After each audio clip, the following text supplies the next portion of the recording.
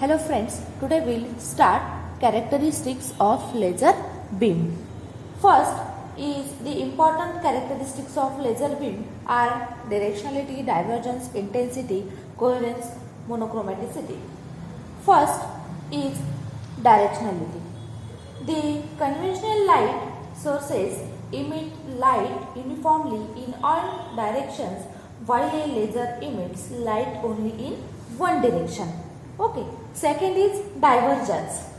Light from conventional source spreads out in the form of spherical wavefronts and hence it is highly divergent. Light beam from a laser remains essentially a bundle of parallel rays.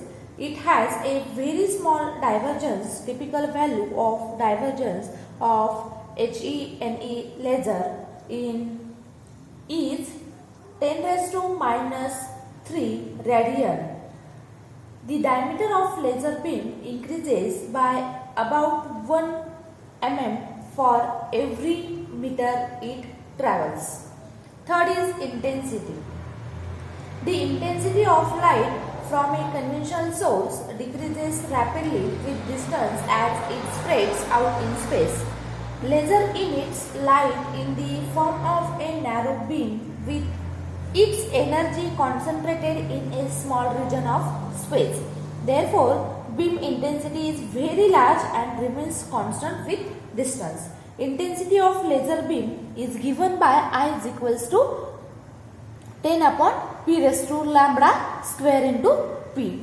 P is the power radiated by laser and lambda is the wavelength. P is the power radiated by laser and lambda is the wavelength. Fourth is coherence. In case of conventional light source, the light is a jumble of short wave trains which combine with each other in a random manner resulting light in incoherent form. In a laser beam, a large number of identical photons are emitted through stimulated emission and therefore they will be in phase with each other. The resultant light exhibits a high degree of coherence. Fifth is monochromaticity. Monochromaticity, if light coming from a source has only one frequency or wavelength of oscillations, the light is said to be monochromatic and the source a monochromatic source. Light from conventional monochromatic sources spread over a wavelength range of 100 angstrom to 1000 angstrom, while light from laser is highly monochromatic and spreads over a very narrow range of a few angstroms, is less than 10 angstrom. Next is Boltzmann distribution law.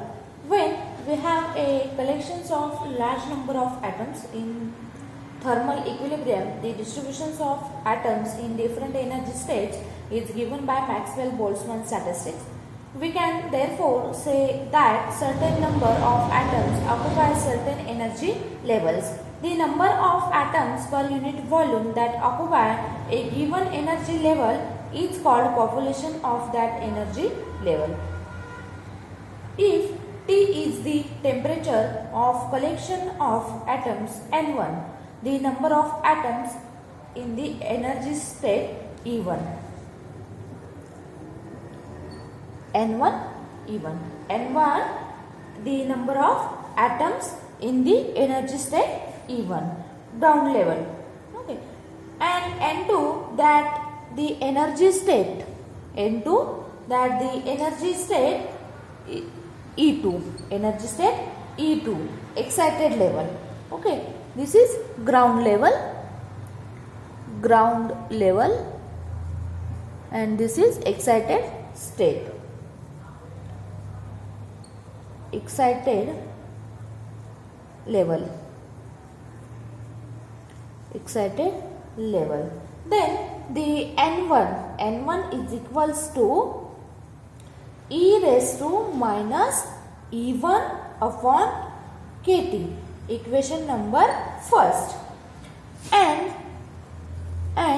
N2 is equals to e raised to minus e2 upon kt.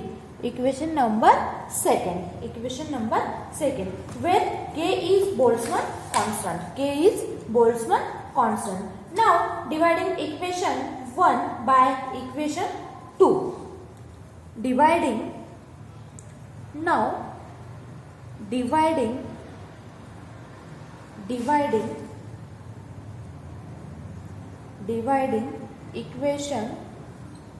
equation 1 by equation 2, we get relative population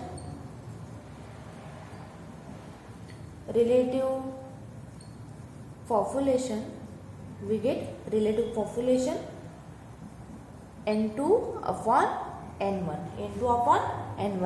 is equals to minus e2 minus e1 upon kt. e2 minus e1 upon kt. Equation number third. Then thus relative population depends on temperature. T and energy difference E2 minus E1. Let E2 minus E1 is equals to delta E. E2 minus E1 is equals to delta E. Therefore, equation 3 may be written as equation third. May be written as N2 is equals to N1 into e raised to minus delta E upon kt. Because E2 minus E1 is delta E. Delta E upon kt. Equation number 4. The equation number 4 is known as Boltzmann distribution and shown this figure. Population and energy. Okay. Relative population of energy levels as a function of energy above ground state at temperature T. Consider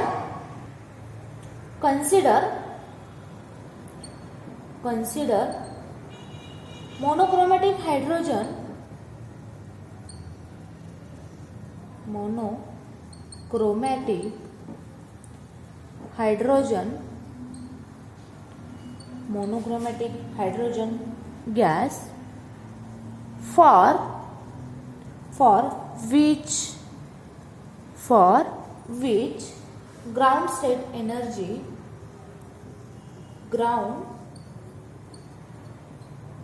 ground state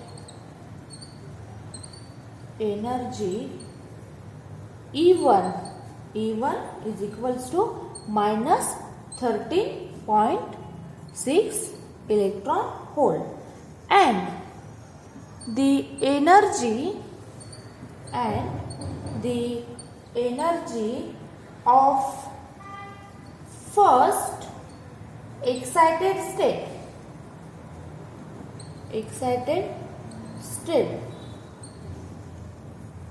N is equals to 2. E2 is equals to minus 3.39 electron volt. Therefore, E1 upon n square is equals to E2. E1 upon n square is equals to E2. Okay. Then E2 minus E1. E2 is the E1 is equals to E2 is the value minus 3.39 minus E1. E1 is minus 13.6. Calculate this value is equals to 10.21 electron volt. 10.21 electron volt. And at room temperature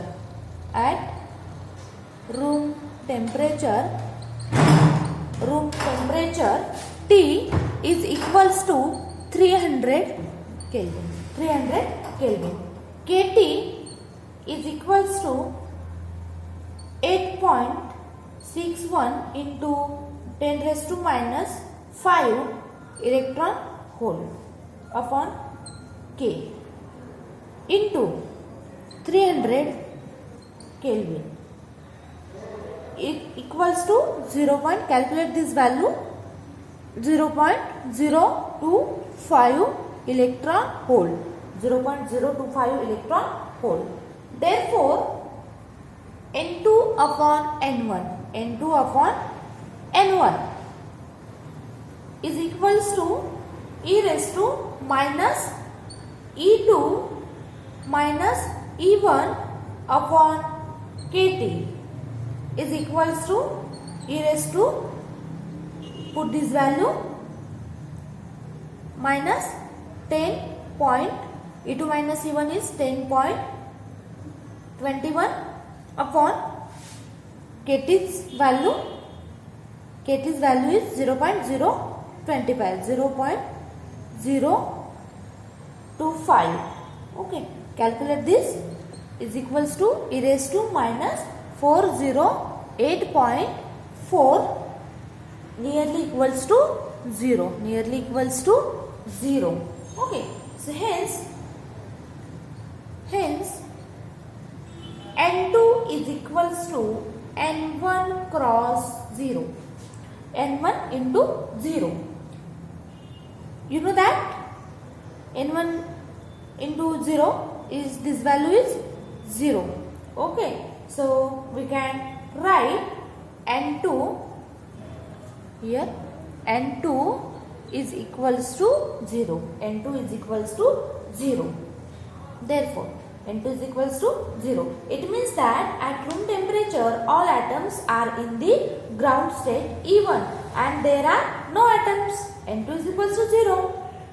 Okay, no atoms present in the first excited state E2.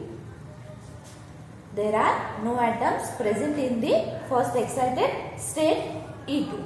Okay. If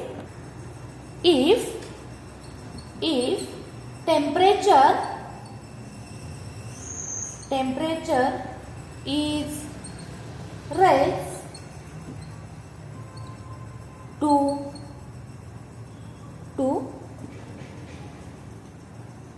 10,000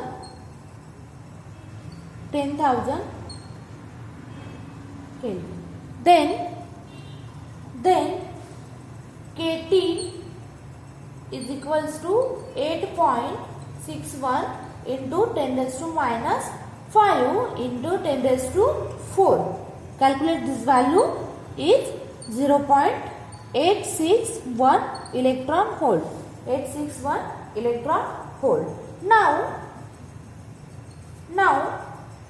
N2 upon N1 is equals to e raised to minus 10.21 upon 0.861.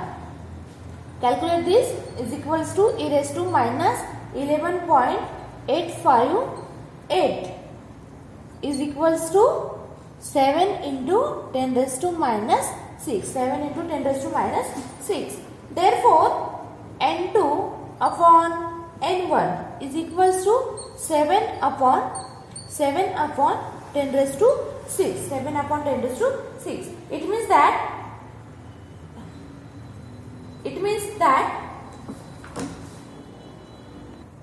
7 atoms out of 10 raised to 6 atoms are excited to higher energy level at 10,000.